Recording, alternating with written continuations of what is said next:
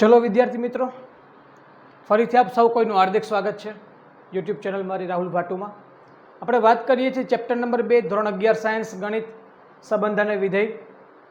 આપણે સંબંધની ટોટલ માહિતી મેળવી લીધી, વિધેય શું છે એ પણ માહિતી આપણે મેળવી લીધી, વિધેય અને સંબંધ વચ્ચે શું ફેરફાર છે એની પણ આપણે માહિતી મેળવી લીધી, ઘણા બધા દાખલાઓ પણ કર્યા. તો હજુ પણ થોડાક દાખલા, એક બે દાખલા બાકી છે, એને ક્લિયર કરી અને સ્વાધ્યાયને પૂરું કરીએ. તો એમાં આપણે જોઈ શકીએ કે દાખલા નંબર 4 કે વિધેય જે છે ટીમાં છે. કેવું વિધેય છે? ટી. આપણે અત્યાર સુધી વિધેયને એફ વડે દર્શાવતા, અહીંયા ટી વડે દર્શાવ્યું, કાંઈ ફેર ના પડે ભાઈ. વિધેય ટી એ સેલ્સિયસમાં ઉષ્ણ તાપમાન અને ફેરનહીટમાં ઉષ્ણ તાપમાન વચ્ચે રૂપાંતરણ કરતું એક સૂત્ર આપણી પાસે છે. એ બધું જવા દો, આપણે આ વસ્તુ મેઇન છે.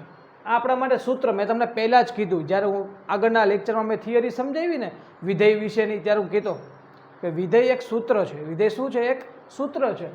તો આ એક સૂત્ર આપણને આપ્યું છે ટી ઓફ સી. સી એટલે કે સેલ્સિયસ બતાવે છે, 9/5 સેલ્સિયસ પ્લસ 32 દ્વારા વ્યાખ્યાયિત હોય તો નીચેના મૂલ્યો આપણે મેળવવાના છે. ચલો રેડી? હવે શું થશે જરા જોઈએ આપણે. પહેલો જ ક્વેશ્ચન છે ટી ઓફ 0, મતલબ કે સી ને દૂર કરીને ત્યાં શું મૂકીએ છીએ આપણે? 0 મૂકીએ છીએ. ધ્યાન આપજો, અહીંયા સી ના બદલે 0 મૂકી દો એટલે શું થાય? 9/5 ઇન્ટુ 0 પ્લસ 32 એટલે આન્સર આવે છે 32. ચલો આ આપણે આન્સર, કારણ કે આ બેનું મલ્ટિપ્લિકેશન તો 0, સીધો આન્સર આવી ગયો 32. ચલો ત્યારબાદ જાઓ, 28 મૂકવાના છે. અહીંયા સી ના બદલે 28 મૂકો એટલે 9/5 ઇન્ટુ 28 પ્લસ 32. ચલો આનો મતલબ શું થયો? તમે 5 લસા લઈ લેશો કદાચ, 28 ગુણ્યા 9 કરો, 8 9 72, સોરી 7 આપી દો, 9 ને 2 18, 18 ને 7 25 પ્લસ 5 અહીંયા આપવા પડે, 32 5 160 એટલે 2, 6 ને 5 11 નો 1, 3 ને 1 4, 412 ના છેદમાં 5 આપણને આન્સર મળે. ફક્ત કશું નથી કરતો, હું સી ના બદલે 28 મૂક્યા છે. અહીંયા આવી જાઓ, સી ના બદલે -10 મૂકી દો, 9/5 ઇન્ટુ -10 પ્લસ 32 તો 5 2. ચલો 9 ઇન્ટુ -2 એટલે -18 પ્લસ 32. ચલો 32 માંથી 18 જશે, 32 માંથી 18 જાય, 32 માંથી 10 જાય તો 32 માંથી પહેલાં તો 20 માઇનસ કરી નાખીએ તો 12 મળે આપણને, અને 12 ને 2 14 એટલે આન્સર આવશે 14. બીકોઝ 18 ને 4 22 ને 10 32, જવાબ આવશે 14. ચલો રેડી? હવે છેલ્લો ક્વેશ્ચન શું કહે છે? T of she is equal to 212. તો સી આપણે મેળવવાના છે. હવે ટી ઓફ સીનું ફોર્મ્યુલા શું છે? 9/5 ઇન્ટુ સી પ્લસ 32. ચલો ટી ઓફ સીની વેલ્યુ આપણી પાસે છે 212 is equal to 9/5 into C plus 32. 32 ને લેફ્ટ સાઈડ લઈ લો તો 212 minus 32 is equal to 9/5 into C છે. ચલો 212 માઇનસ 32, 212 માંથી 32 માઇનસ કરો, 212 માંથી 32 માઇનસ કરો, 12 માઇનસ કરી નાખો એટલે 180 આપણને મળે છે. 180, કારણ કે 180 ને 32 એડ કરી દો એટલે 180 ને 30 210, 212 રાઈટ, 180 મળે છે. 9/5 ઇન્ટુ સી, 9 2 18 એટલે 20 થાય, અને સી ઇઝ ઇક્વલ ટુ 100 આપણને મળે છે. ઓકે, તો આ થયો ક્વેશ્ચન નંબર 4. એકદમ ઇઝી છે, ફક્ત સીની કિંમતો મેં 4 ક્વેશ્ચનમાં 3 ક્વેશ્ચનમાં મૂકી છે, અને અહીંયા T of C equal to 212 હતા, તો સી આપણને અહીંયા મળે છે. વિડીયોને પોઝ કરી ક્વેશ્ચનને નોટ ડાઉન કરો. ચલો વિદ્યાર્થી મિત્રો, ત્યારબાદ ખૂબ જ અગત્યનો ટોપિક, અને મોટાભાગના વિદ્યાર્થીઓને કે જેની અંદર પ્રોબ્લેમ પડવાની શક્યતાઓ છે એવો ટોપિક, કે આપેલા વિધેયનો પ્રદેશ કેમ મેળવવો અને એનો વિસ્તાર કેમ મેળવવો. વિદ્યાર્થી મિત્રો, અત્યારે તો હું તમને આ સ્વાધ્યાય પૂરતું અથવા તો આ ચેપ્ટર પૂરતું જે કંઈ પણ ટેક્સ્ટબુકમાં આપણને પ્રેક્ટિસ આપી છે દાખલાઓ કરાવીશ, પરંતુ વિધેયનો પ્રદેશ મેળવવા માટેનો એક સ્પેશિયલ અડધી કલાક આસપાસ કદાચ લેક્ચર ચાલે કે પછી એનાથી વધારે ચાલે. તો વિધેયનો પ્રદેશ મેળવવા માટેનો એક સ્પેશિયલ લેક્ચર અને વિધેયનો વિસ્તાર મેળવવા માટેનો એક સ્પેશિયલ લેક્ચર હું અહીંયા અપલોડ કરીશ મારી ચેનલ ઉપર. એટલે તમે એ 2 વિડીયો જોઈ લેશો અને કમ્પ્લીટ કરી લેશો એટલે હું ગેરંટી સાથે કહું છું કે ફક્ત ટેક્સ્ટબુક નહીં, સાથે સાથે JEE કોઈ પણ ક્વેશ્ચન માટે તમારે ડોમેન ઓફ ફંક્શન ફાઇન્ડ કરવાનું થાય કે પછી રેન્જ ઓફ ફંક્શન ફાઇન્ડ કરવાનું થાય, તમે ઇઝીલી કરી શકશો, રાઈટ? કારણ કે આપણી ટેક્સ્ટબુકમાં બહુ ઓછી પ્રેક્ટિસ આપેલી છે અને ઘણી બધા પ્રકારની પ્રેક્ટિસ હજુ બાકી પણ છે. તો આ જે કોઈ પણ પ્રકારની પ્રેક્ટિસ બાકી રહેશે એ બધી પ્રેક્ટિસની વાતો આપણે આપણા સ્પેશિયલ લેક્ચરની અંદર કરશું. ઓકે, તો અત્યારે વાત કરીએ આપણે આ બંને ક્વેશ્ચન માટે. નીચેના વાસ્તવિક વિધેયોના પ્રદેશ અને વિસ્તાર મેળવો. પહેલાં તો તમારા માઇન્ડમાં ફિટ કરી લો કે પ્રદેશ શું છે અને વિસ્તાર શું છે. પ્રદેશ એટલે કે એવી એક્સની કિંમતોનો સમૂહ કે જે તમારા વિધેયને વ્યાખ્યાયિત બનાવે. પ્રદેશ એટલે કે એવી એક્સની કિંમતોનો સમૂહ કે જે તમારા વિધેયને અવ્યાખ્યાયિત ન થવા દે. એવી એક્સની કોઈ પણ કિંમતો નહીં લેવાની કે જેથી કરીને તમારો વિધેય જે છે એ અવ્યાખ્યાયિત થતું હોય. ઇન શોર્ટ કહેવું હોય તો શું કહેવાનું કે ફક્ત એવી જ એક્સની કિંમતો કે જેનાથી આપણું વિધેય વ્યાખ્યાયિત રહી. ઓકે, મતલબ શું થયો કે એક્સની એવી કિંમતો કે જેનાથી વિધેય આપણું વ્યાખ્યાયિત જ રહી એને કહેવાય પ્રદેશ. એવી એક્સની કિંમતોના સમૂહને શું કહેવાય? પ્રદેશ કહેવાય. વિસ્તાર કોને કહેવાય? બસ આવી એક્સની કિંમતોનો સમૂહમાં વિધેયમાં મૂકવામાં આવે અને જવાબમાં આપણે જે વસ્તુ મળે છે એ ગણને આપણે શું કહીશું? વિસ્તાર કહીશું. બસ આ આપણા માટે એકદમ ક્લિયર છે, રાઈટ? તો પ્રદેશ એટલે કે એક્સની કિંમતોનો સમૂહ કે જે વિધેયને વ્યાખ્યાયિત બનાવશે, અને વિસ્તાર એટલે કે એક્સની કિંમતોને મૂક્યા પછી જે જવાબ મળે છે એને કહેવાય વિસ્તાર. ચલો, હવે ધ્યાન આપવાનું છે પ્રદેશ. તો ભાઈ અહીંયા તો કોઈ પણ તમે એક્સની કિંમત મૂકો તો ચાલે, અહીંયા તમારો વિધેય અવ્યાખ્યાયિત થાય એવું બને?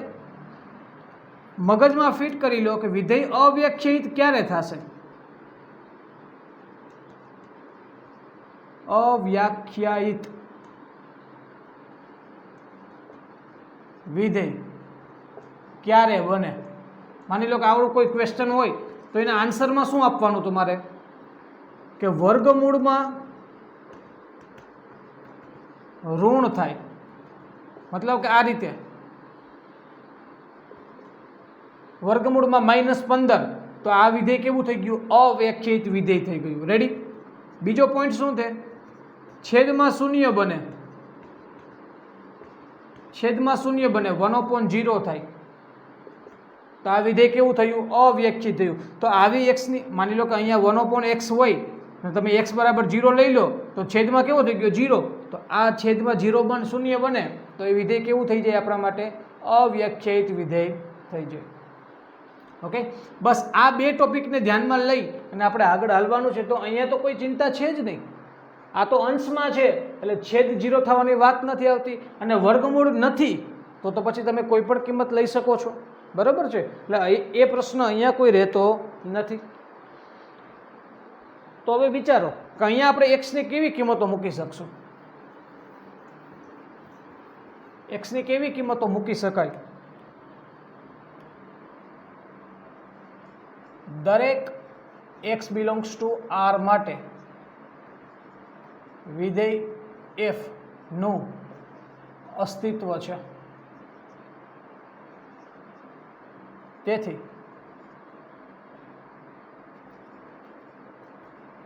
વિધેયનો પ્રદેશ એને કહેવાય df. df કેપિટલ D અને સ્મોલમાં f નીચે લખવાનો. એનો મતલબ શું કહેવાય? ડોમેન ઓફ ફંક્શન વિધેય f no Pradesh df is equal to R થશે. તમે x ની કોઈ પણ કિંમત અહીંયા મૂકી શકશો, કોઈ પણ કિંમત અહીંયા મૂકી શકાય, એટલા માટે એનો પ્રદેશ શું થયો? R થયો. ચલો, હવે સાથે સાથે આપણે મેળવવાનું છે એનો વિસ્તાર. હવે યાદ રાખવાનું, વિસ્તાર મેળવવા માટે શું કરવાનું?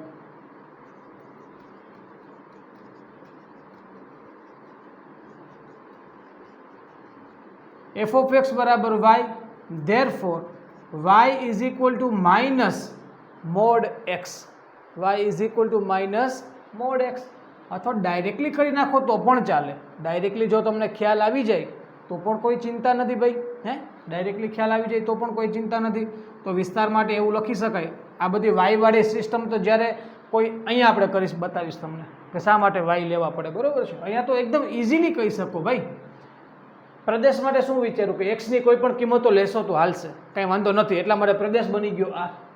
વિસ્તાર માટે જોવાનું કે ભાઈ અહીંયા તમને વિસ્તાર એટલે શું કે ભાઈ કોઈ પણ કિંમતો લેવાથી તમારો જવાબ શું થશે.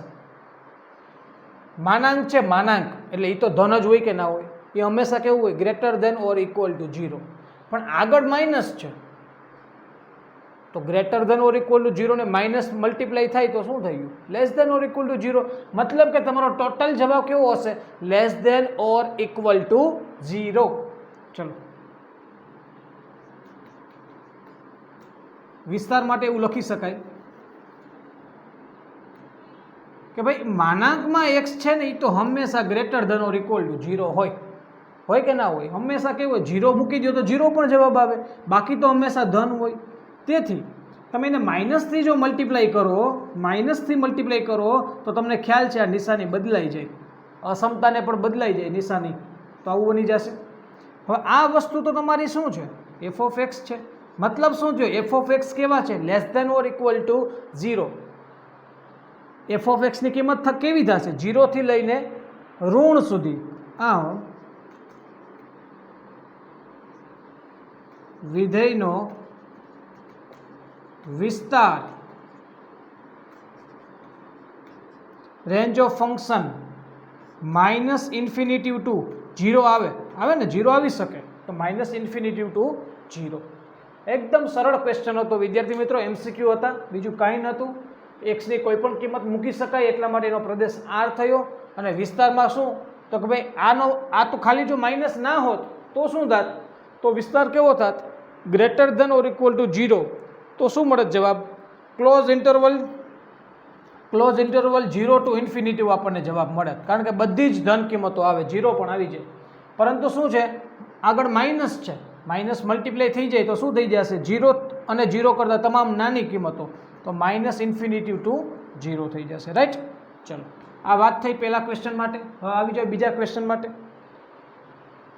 હવે એનો પ્રદેશ અને વિસ્તાર જો, પ્રદેશ આવ્યો છે, છેદની વાત નથી, પણ મેં તમને કીધું ને એક્સની એવી કિંમતોનો સમૂહ કે જે તમારા વિધેયનું અસ્તિત્વ જાળવી રાખે.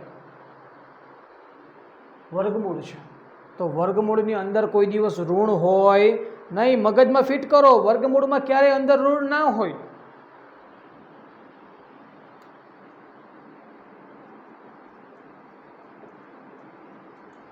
પ્રદેશ માટે વર્ગમૂળની અંદર જે કંઈ પણ હોય એ વસ્તુ કોઈ દિવસ ઋણ ન હોય. સાદી ભાષામાં લખી જ દઉં છું, વર્ગમૂળની અંદર ઋણ ન હોય. ભલે આપણે એક્ઝામમાં નહીં લખીએ, પરંતુ તમારા માટે હું લખું છું જેથી ભૂલાય નહીં. તેથી અંદર રહેલી વસ્તુ હંમેશા કેવી હોય, 0 હશે તો હાલશે. હો ભાઈ 0 હોઈ શકે, સમજો 0 હોય તો વિચારવાનું થોડા પ્રેક્ટિકલી, કે ભાઈ કદાચ 0 રાખ્યો હોય તો શું થાય, 0 નું સ્ક્વેર રૂટ 0 ચાલે, 0 તો રાખવાથી કાંઈ પ્રોબ્લેમ નથી. તો 9 - x² is always B greater than or equal to 0 થશે. આનો મતલબ શું થયું, આના અવયવ પાડો જોઈએ, a² - b² એટલે a - b a plus b. હું તમને પહેલાં લીગલ પ્રોસેસથી સમજાવીશ ને પછી શોર્ટકટ આપી દઈશ. રાઈટ. તો આની પર હવે તમારે સંખ્યા રેખા ઉપર આવી જવાનું. ભાઈ સંખ્યા રેખામાં તમે આવી જાઓ તો આ બાજુ શું હોય, માઇનસ ઇન્ફિનિટિવ, આ બાજુ શું હોય, પ્લસ ઇન્ફિનિટિવ. આ તો આપણને ખ્યાલ છે ને. આ બાજુ જાઓ તો ધન અનંત સંખ્યાઓ મળે, આ બાજુ જાઓ તો ઋણ અનંત સંખ્યાઓ મળે. ઓકે. હવે શું કરવાનું કે હવે તમારે 3 - x છે ને, 3 - x, તો તમે 3 - x બરાબર 0 મૂકી દો તો x બરાબર કેટલા મળે, 3 મળે. અહીંયા 3 + x બરાબર 0 મૂકો તો x બરાબર કેટલા મળે, -3 મળે. આને કહેવાય ઇનિશિયલ પોઈન્ટ.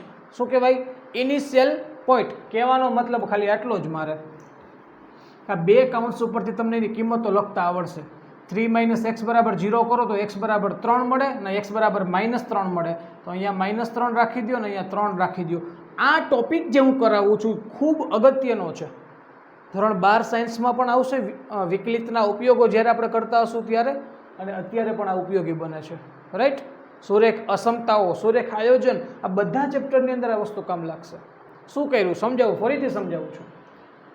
આ તો અવયવ પડ્યા એ માઇનસ બી ને એ પ્લસ બી. પછી શું કરવાનું? સંખ્યા રેખા દોરવાની.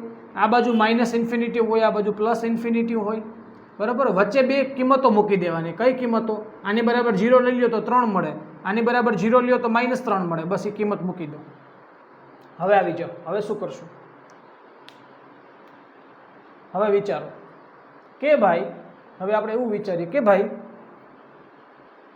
તમે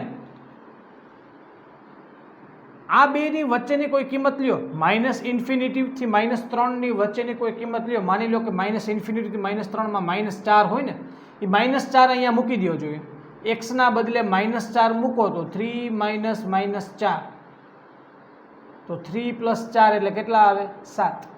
મતલબ કે પોઝિટિવ આવ્યા ને? કેવા આવ્યા? પોઝિટિવ.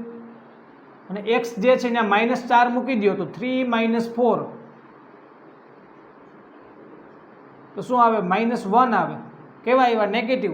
તો પ્લસ માઇનસ વત્તે ઓછા ઓછા એટલે અહીંયા શું આવશે? નેગેટિવ આવે કે ના આવે? ચલો હવે આવી જાઓ આગળ.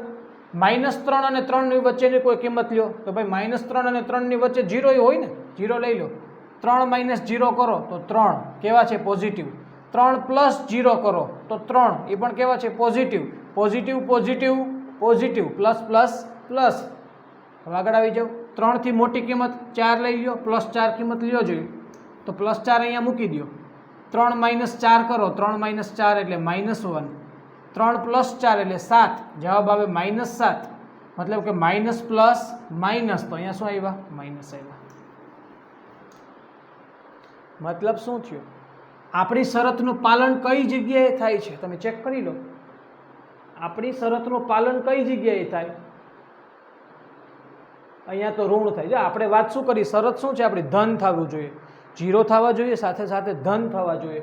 તો આ અંતરાલ, આપણે અંતરાલ ભણી ગયા, આ અંતરાલમાં નથી થતા, આ અંતરાલમાં પણ થતા નથી. તો કયા અંતરાલમાં થાય? -3 થી 3 માં કેવા થાય? ધન થાય. એનો મતલબ એમ થયો -3 મૂકો તમે. જો -3 મૂકી દો ને તો આ તો 0 થઈ ગયો, 0 આરે મલ્ટીપ્લાય થાય તો 0 થઈ ગયું.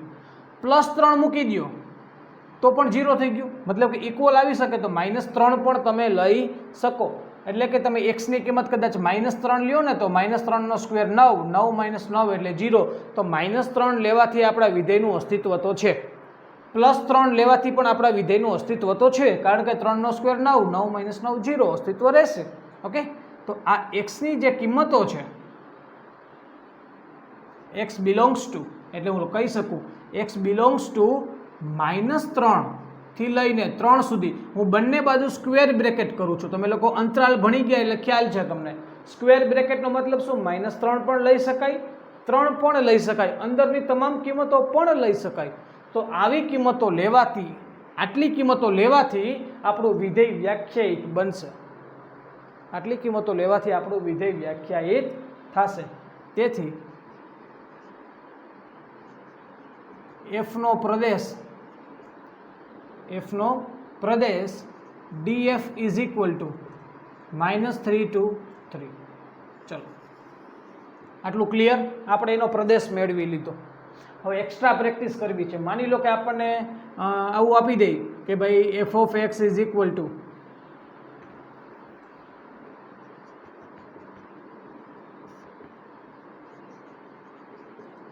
√25 - x².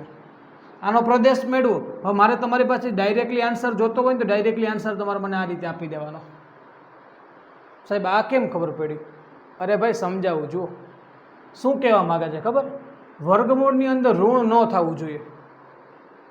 તમે આટલી કિંમત લ્યો, -5 લઈ લ્યો એક્સના બદલે, વર્ગ 25 થાય, 25 - 25 0. 5 લઈ લ્યો, 5 નો સ્ક્વેર 25 થાય, 25 - 25 0. કાંઈ પ્રશ્ન છે નહીં. આ બેની અંદરની કિંમત લઈ લ્યો, -5 થી 5 ની અંદર કોણ આવે? 3 આવે કે ના આવે? 3 નો સ્ક્વેર કરો, 3 નો સ્ક્વેર 25 માંથી 9 જાય 16. કાંઈ પ્રોબ્લેમ નથી. આ બેની બહાર જાઓ તો બહાર નીકળી જાઓ, 5 ની બહાર જાઓ 6, 6 નો સ્ક્વેર 36, 25 - 36 કરો, -11 એવા અસ્તિત્વ રહે નહીં. સમજાણું? મતલબ કે આપેલા વિધેયનું અસ્તિત્વ એક્સની કઈ કિંમતો માટે છે? Close interval -5 to 5. એક્સની કિંમતો તમે -5 થી 5 સુધીની લેશો તો વિધેયનું અસ્તિત્વ તો છે જ. ઓકે. બીજી વાત કે સાહેબ તમે ડાયરેક્ટલી કેમ આમ કર્યું? તો ભાઈ મને ખ્યાલ છે કે અંદરની વસ્તુ જે રહેલી છે ને એને મારે હંમેશા ધન રાખવી છે. કેવી રાખવી છે? ધન રાખવી છે. તો જો આ અચળ પદ આગળ હોય, સાંભળજો, શોર્ટકટ આપું છું, શોર્ટકટ તમને સમજાવું છું. અચળ પદ જો આગળ હોય, ઇક્વલ 0 ઇક્વલ પણ આપેલા હોય તો 25ના વર્ગમૂળ એક તો -5 અને બીજું વર્ગમૂળ 5 ઇક્વલ આપ્યા છે એટલા માટે બે બધું સ્ક્વેર આવે. આ તમારો જવાબ છે. આ તમારો જવાબ છે. ક્યારે? આ અચળ પદ આગળ હોય ત્યારે. મતલબ કે x² પાછળ હોય ને તો. વચ્ચે તો માઇનસની વાત હશે જ, રાઈટ? માઇનસ હોય તો જ આ બધું પોસિબલ થાય. ઓકે, ચાલો. -5 to 5. હવે વાત સમજજો. હવે બદલાશે. અમારે તમને વાત બદલીને બીજી રીતે સમજાવી છે કે માની લો કે, તો હવે તમે કોઈ પણ દાખલો તમારી સામે હોય તમે કરી શકો. √25 - x² આવે, √1 - x² આવે, √49 - x² આવે. તમે ફટાફટ મને આન્સર આપી શકશો. આનો આન્સર શું થાય? તમે કહેશો સાહેબ -5 to 5. તમે આનો આન્સર આપશો સાહેબ -1 to 1. ચેક કરી લો. -1 થી 1 ને કેવા તો લેશો ને તો જ આનું અસ્તિત્વ હશે, બાકી અસ્તિત્વ નહીં હોય. 2 લઈને ચેક કરી લો. 2 નો સ્ક્વેર 4, 1 - 4 -3, અનડિફાઈન્ડ. સમજી? અહીંયા આવી જાઓ. શું થશે? -7 to 7. ક્લિયર? તો અહીંયા શું હતું? 9 - x², -3 to 3. કઈ રીતે આવ્યા એ પણ મેં તમને સમજાવ્યું. લીગલ પ્રોસેસમાં જવું હોય તો એના અવયવ પડે, અવયવને સંખ્યા રેખા ઉપર દર્શાવવાના. આ બાજુ -ઇન્ફિનિટિવ, આ બાજુ +ઇન્ફિનિટિવ. 3 અંતરાલ ઊભા થાય. જુઓ કેટલા અંતરાલ ઊભા થાય? 3 અંતરાલ. આ પહેલો ભાગ, બીજો ભાગ અને ત્રીજો ભાગ. તો આ ત્રણેય અલગ અલગ ભાગ માટે વિચારવાનો કે પહેલા ભાગ માટે વિચારવું હોય તો કઈ રીતે વિચારવાનું. કોઈ પણ આ પહેલા ભાગની કોઈ પણ કિંમત લઈ લેવાની, એને અહીંયા મૂકવાની, ચેક કરવાનું માઇનસ મળે કે પ્લસ મળે. માઇનસ મળ્યા તો આપણા કામનું નથી, કારણ કે આપણે તો ધન જોઈએ છે. બીજા માટે બીજા વિભાગમાંની કિંમત લીધી તો ધન મળે છે, રેડી. આપણા માટે એ કામનું છે. માઇનસ મળે કામનું નથી. ચલો ભાઈઓ બહેનો, આ એટલું ક્લિયર થયું? આટલું સમજાઈ ગયું? આ તમે એક્સ્ટ્રા પ્રેક્ટિસ માટે તમારી રીતે લખી શકો છો, નોટ ડાઉન કરીને, બરાબર? અત્યારે એને ભૂસી નાખું છું. ઓકે, હવે શું કરીએ છીએ? હવે આપણે થોડો ઘણો ફેરફાર કરીએ. માની લો કે હવે ફંક્શન તમારી પાસે આ રીતે છે.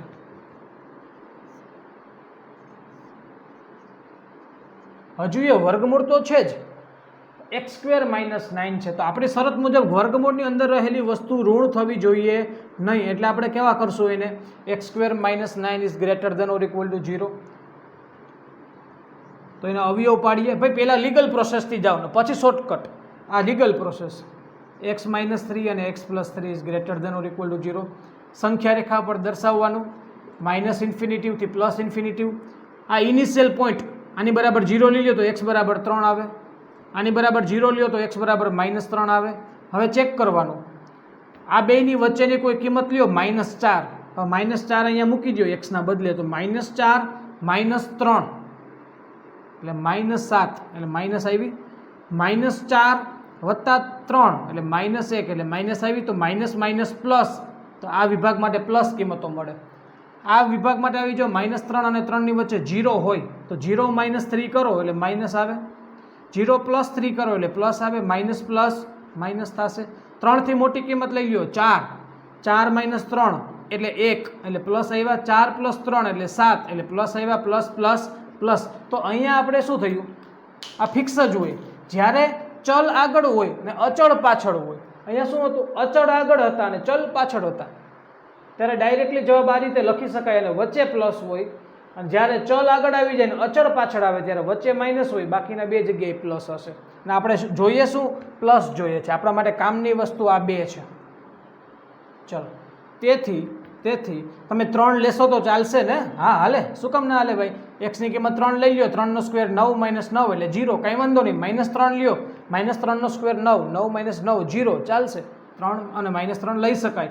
તેથી x બિલોંગ્સ ટુ બે વિભાગ આપણા માટે કામના. પહેલો કયો વિભાગ? -ઇન્ફિનિટીથી લઈ અને -3 સુધી. આ પહેલો વિભાગ આપણા માટે કામનો છે. સાથે સાથે બીજો વિભાગ દર્શાવવા માટે યોગ ગણની નિશાની વાપરવાની. સાથે સાથે યોગ ગણ હવે શરૂ ક્યાંથી થાય છે? 3 થી. ક્યાં સુધી જવાનું છે? ઇન્ફિનિટી સુધી. તો વિદ્યાર્થી મિત્રો, આ આપણો ડોમેન ઓફ ફંક્શન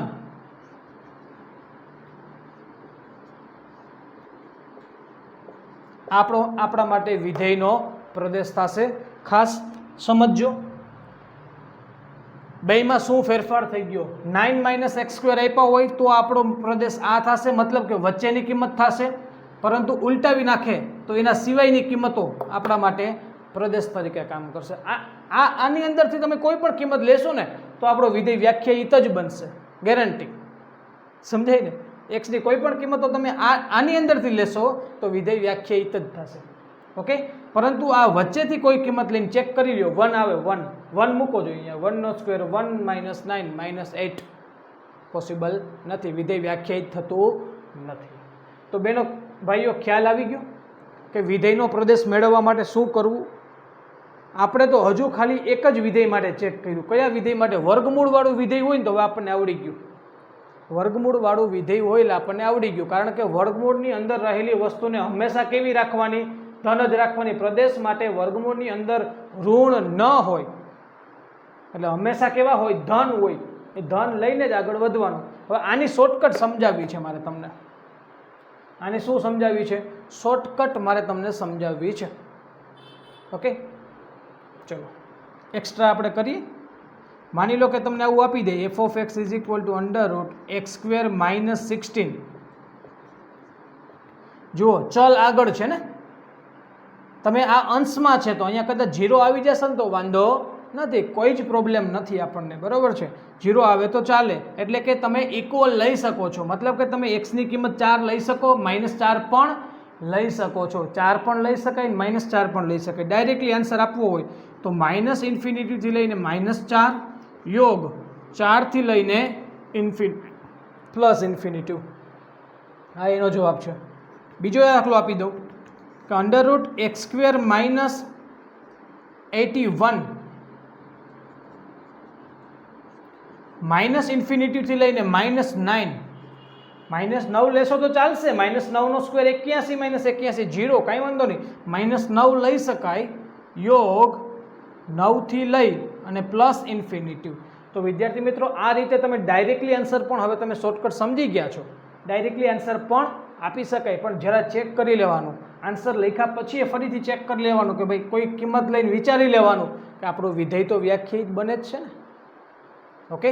હવે અહીંયા ક્લોઝ ઇન્ટરવલ ક્યારે નહીં આવે, ત્યાં ઓપન ઇન્ટરવલ ક્યારે આવશે? મતલબ કે આ -9 અને 9 લેવાની છૂટ તમને ક્યારે નહીં મળે? જ્યારે 1/છેદમાં આ રીતે હોય ને, 1/x² - 81, જ્યારે છેદમાં આવે ને, છેદમાં, ત્યારે તમે x બરાબર -9 કે 9 ના લઈ શકો. શા માટે ના લઈ શકો? કારણ કે -9 લીધા તો -9 નો સ્ક્વેર 81, 81 - 81 0, 0 નું વર્ગમૂળ 0, 1/0 અસ્તિત્વ નથી. તો ત્યાં ધ્યાન રાખવાનું, ત્યાં તમે આ -9 લઈ શકશો નહીં, અને એવી જ રીતે આ 9 લઈ શકાશે નહીં. ચલો, સમજાય છે? ઓકે.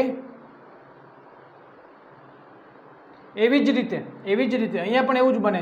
જો આ વસ્તુ 1/છેદમાં હોત ને, આ રીતે આમ 1/√9 - x², તો હું આ -3 કે 3 ત્યાં ઓપન ઇન્ટરવલ આવે તો જવાબ શું આવે? આ રીતે આવે, -3 થી 3.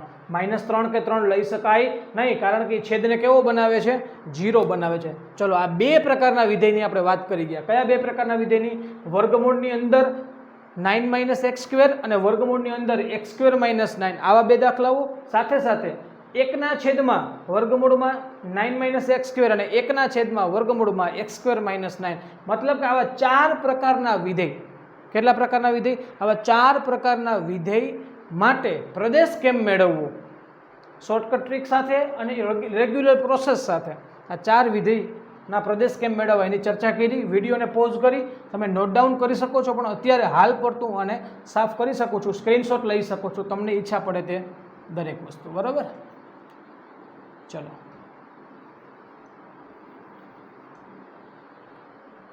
હવે હું સાફ કરું છું આને.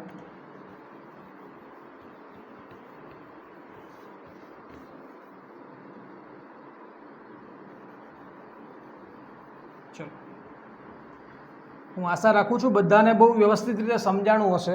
આપણે કયા કયા વિધેયોની ચર્ચા કરી તમને સમજાવી દઉં. હવે આ રીતે કોઈ વિધેય આપેલું હોય ને તમને કે સમજી લ્યો ને કે a² - x², હા એ શું છે ખબર? અચળ છે. કોઈ પણ અચળનો વર્ગ આપી દીધો હોય તમને, 9 આપ્યા હોય, 16 આપ્યા હોય, 25 આપ્યા હોય, 49 આપ્યા હોય, 64 આપ્યા હોય, તો તમે આ પ્રકારના વિધેય માટેનો પ્રદેશ કેમ મેળવવો એ શીખી ગયા. ત્યારબાદ ઉલટું કે x² - a² એ અચળ છે. ઓકે, તો આ પ્રકારનું જ્યારે વિધેય આપ્યું હોય ત્યારે એનો પ્રદેશ કેમ મળે એ પણ આપણે શીખી ગયા. ત્યારે પ્રદેશ કેમ મળે અને શું મળે એ પણ શીખી ગયા છે, રાઈટ.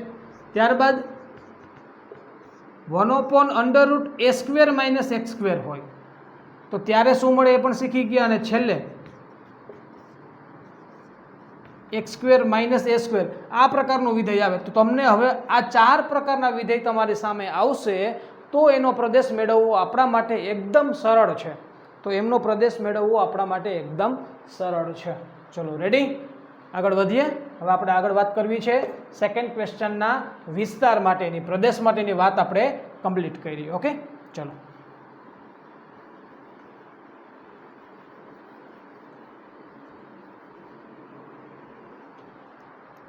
શું થશે અહીંયા?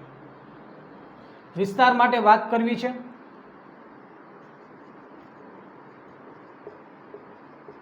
હંમેશા f(x) = y લેવાનું. વિસ્તાર મેળવવો હોય ત્યારે f(x) = y લઈ લો.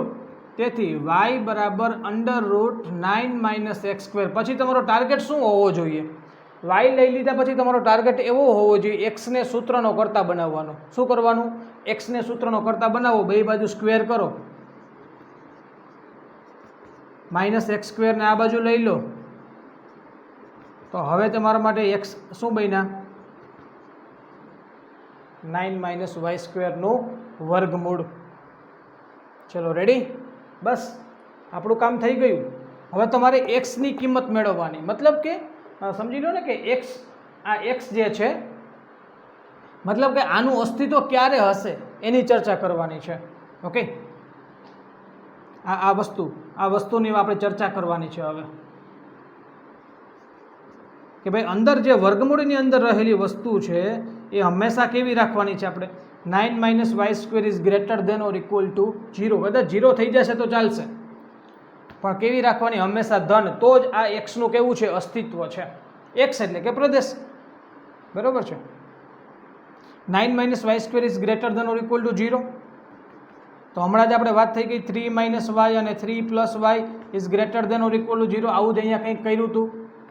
તો હવે તમે ડાયરેક્ટલી સંખ્યા રેખાનો કદાચ ઉપયોગ ના કરો તો પણ આપણને ખબર છે અચળ પહેલા છે, તો તમે લખી શકો છો કે y બિલોંગ્સ ટુ, અચળ પહેલા છે એટલા માટે લખી શકાય y બિલોંગ્સ ટુ -3 to 3. આ y શું છે? f(x) છે. શું છે? y શું છે? f(x) છે. તો ઘણાને પ્રશ્ન થાય, સાહેબ આપણને વિધેયનો વિસ્તાર મળી ગયો? ના ભાઈ, વિધેયનો વિસ્તાર મળ્યો નથી. કારણ કે તમે વિચાર કરો, -3 થી 3, તો -3 થી 3 માં તો -2 આવે, -1 આવે, -2.5 આવે, -2.8 આવે, -0.5 આવે, આવે કે ના આવે? તો આ y એટલે શું છે? f(x) નો જવાબ છે ને. આ y શું છે? f(x) નો જવાબ છે. x ની કિંમતો મૂકવાથી આ જવાબ મળે. હવે તમે જ મને કહો કે વિધેયમાં તમે x ની કિંમતો કોઈ પણ મૂકો તો વર્ગમૂળ તમને કોઈ દિવસ ઋણ જવાબ આપે? વર્ગમૂળ કોઈ દિવસ ઋણ જવાબ આપે? વર્ગમૂળમાં 25 હોય તો જવાબ શું આવે? 5 આવે. -5 થોડા આવે, 5 જ આવે. સમજાય? તો વર્ગમૂળ કોઈ દિવસ ઋણ જવાબ ન આપે. ના, અહીંયા તો આપણે એવું કીધું -3 થી લઈને 3 સુધી. તો અહીંયા થોડોક હજી ફેરફાર થઈ, ટ્વિસ્ટ આવે છે. છેલ્લે ટ્વિસ્ટ આવે. કેવું ટ્વિસ્ટ આવે છે? એ તો ફાઇનલ જ છે કે મેક્સિમમ વેલ્યુ 3 છે, 3થી વધશે નહીં. આનો જે જવાબ છે એ જવાબ 3થી તો વધવાનો જ નથી. 3 આવી શકશે, હા 3 આવી શકશે, બટ 3થી વધશે નહીં. 3 કઈ રીતે આવે એ સમજાવું. તમે એક્સના બદલે 0 લઈ લો, એક્સના બદલે 0 લઈ લો એટલે વર્ગમૂળમાં કેટલા આવ્યા? 9. તો જવાબ શું આવે છે? 3. -3 ના આવે. 9નું વર્ગમૂળ પછી 3 જ થાય. આ ઘણાને એ પ્રશ્ન હશે કે સાહેબ 9નું વર્ગમૂળ તો પ્લસ ઓર માઇનસ. અરે ભાઈ ના થાય, ના થાય, સમજાય ને? જો આમ હોય ને x² = 9 તો x બરાબર પ્લસ ઓર માઇનસ 3 થાય. આ વસ્તુ સમજજો, આખી બે અલગ વસ્તુ છે. આ વર્ગવાળું વિધેય છે, ઓલું વર્ગમૂળવાળું વિધેય છે. બે વિધેય આખા બદલાઈ ગયા, બેને મિક્સ ના કરતા, બરાબર? x² = 9 હોય તો x બરાબર પ્લસ ઓર માઇનસ 3 આવે. પરંતુ આમ હોય તો કે x = √9 તો x બરાબર 3 જ આવે. તમે પ્લસ ઓર માઇનસ 3 ના આવે. આ વસ્તુને ખાસ સમજજો. ચલો હવે આપણે વાત કરવી છે તો હવે શું થશે? પરંતુ વર્ગમૂળ વાળું વિધેય હોવાથી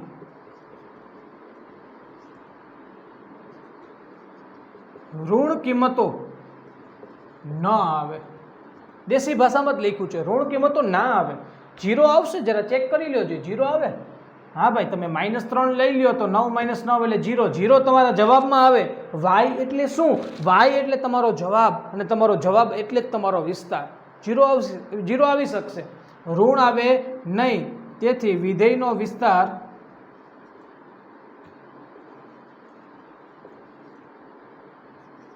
રેન્જ ઓફ ફંક્શન RF = 0 આવી શકશે. 0 થી લઈને 3 સુધી, આ -3 થી લઈને 0 સુધીની જે ઋણ કિંમતો છે એને આપણે દૂર કરી નાખી. મતલબ કે અહીંયા સુધી પહોંચો ને તો ત્યાં સુધી તમારો 70% જવાબ મળે. બાકી ફાઇનલ આન્સર તમને ક્યારે મળશે? ચેક કરવાનો. આ જે જવાબ મળે ને એને તમારે વિધેય માટે ચેક કરવાનું. શું આ દરેક કિંમતો માટે વિધેયનું અસ્તિત્વ તો છે ને? તો ખ્યાલ આવ્યો? ના ભાઈ, આ ઋણ કિંમતો તો મળે નહીં, તો એ ઋણ કિંમતોને કાઢી નાખો. બાકીની જે કિંમતો વધે એ આપણા માટે વિસ્તાર છે. ચલો વિદ્યાર્થી મિત્રો, હવે એકદમ હું આશા રાખું છું બધાને બહુ પરફેક્ટલી રીતે સમજાણું હશે. હજુ પણ ઘણી બધી પ્રેક્ટિસ કરવા માટે આપણે આની પરના બંને લેક્ચર આપણે મૂકશું, પ્રદેશ મેળવવા માટે અને વિસ્તાર મેળવવા માટે. તો અત્યાર સુધી અહીંયા સુધી રાખીએ. આપણે નેક્સ્ટ લેક્ચરની અંદર આપણે પ્રકીર્ણ સ્વાધ્યાયમાં આગળ વધશું. Thank you.